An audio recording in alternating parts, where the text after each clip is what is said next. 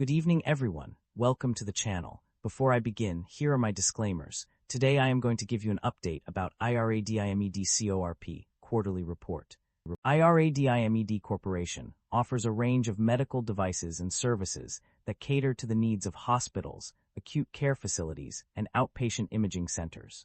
Some of the key products and services provided by the company include MRI-compatible intravenous (IV) infusion pump systems, patient vital signs monitoring systems, ferromagnetic detection devices, non-magnetic IV poles, wireless remote displays/controls, sidecar pump modules, dose error reduction systems, SB-OTWO monitoring with sensors and accessories. These products are sold through a variety of channels, including direct field sales representatives, regional sales directors, clinical application specialists, and independent distributors. The significant increase in IRADIMED Corp stock price can be attributed to a combination of factors. The company's exceptional financial results, including 16 consecutive quarters of record revenues and strong earnings per share, have driven investor confidence.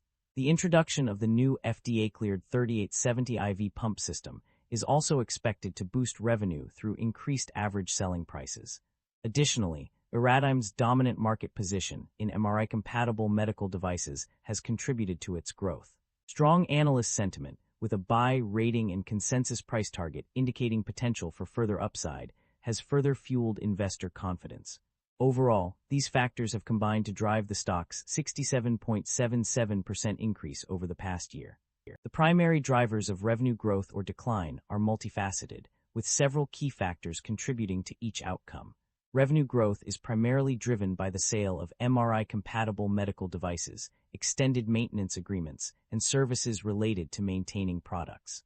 Additionally, distribution agreements with independent distributors internationally, as well as agreements with integrated delivery networks and group purchasing organizations, have contributed to revenue growth. The expansion of the direct U.S. sales force has also played a significant role in increasing revenue. On the other hand, revenue decline is largely attributed to a decrease in services and other revenue, as well as international sales decline.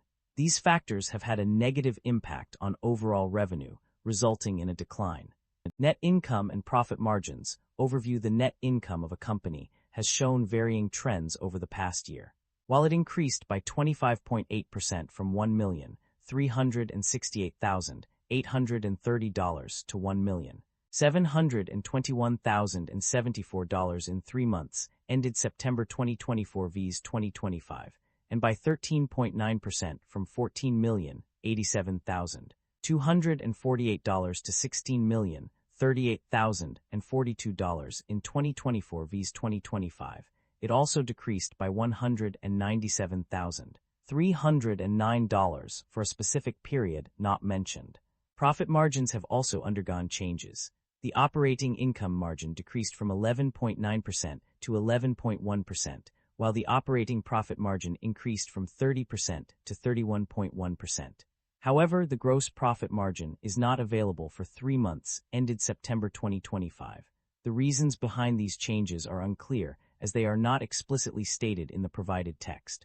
Nevertheless, it can be inferred that revenue and income growth may have contributed to some of the changes, while an increase in cost of revenue and general and administrative expenses may have negatively impacted profit margins.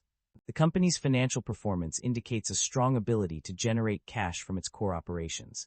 For the 9 months ending September 30, 2025, the company reported an impressive $19,024,428 in operating cash flow. This significant amount of positive operating cash flow is a testament to the company's efficient management and effective operational strategies. As a result, it can be confidently stated that the company is generating positive operating cash flow, which is a crucial indicator of its financial health and stability. Regional performance review. The financial summary reveals a mixed performance across different regions. In the United States, revenue saw significant growth, increasing by 19.4% and 18.5%. This upward trend is evident in the substantial increase from $15,207,195 to $18,114,996. On the other hand, international regions struggled with declining revenue. The decrease was notable, with a drop of -1.2% and -8.7%. Furthermore, the numbers show that international revenue decreased from $3,118,764 in 2024 to $3,087,068 in 2025. Management is optimistic about the company's outlook, expecting higher revenue in the remainder of fiscal year 2025 due to increased sales of medical devices. The company plans a strategic rollout of its newly FDA-cleared IRADIMED 3870 infusion pump in Q4 2025, with full commercial distribution expected in 2026. To mitigate potential impacts from tariffs on global trade policies, management will continue to monitor changes and adjust strategy accordingly.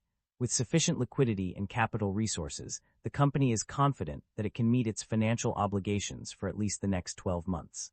There were no notable acquisitions or divestitures in the company's financial activities. The company maintained its existing assets and operations without any significant changes through mergers or sales of business units. The company has a history of paying dividends to its shareholders. Specifically, it declared dividends on multiple occasions, with specific amounts listed for certain periods. Furthermore, the company has also made dividend payments in the years 2024 and 2025, totaling $-485,741 and $11,776,128 respectively. Concerns about inventory buildup outweigh supply chain disruption. The financial summary highlights a pressing concern regarding inventory buildup, with increased levels across all categories. This is further exacerbated by the decrease in provision for excess and obsolete inventory, indicating that companies are holding onto more stock than necessary. The negative inventory decrease of $1.4 million also suggests that inventory levels are not being effectively managed. In contrast, there are no explicit concerns mentioned regarding supply chain disruption. While this does not necessarily mean that supply chains are functioning smoothly, it indicates that the primary issue lies in managing inventory levels rather than disruptions to the supply chain itself. That concludes the financial summary for IRADIMED CORP. Feel free to comment below, and I will be happy to answer them when possible.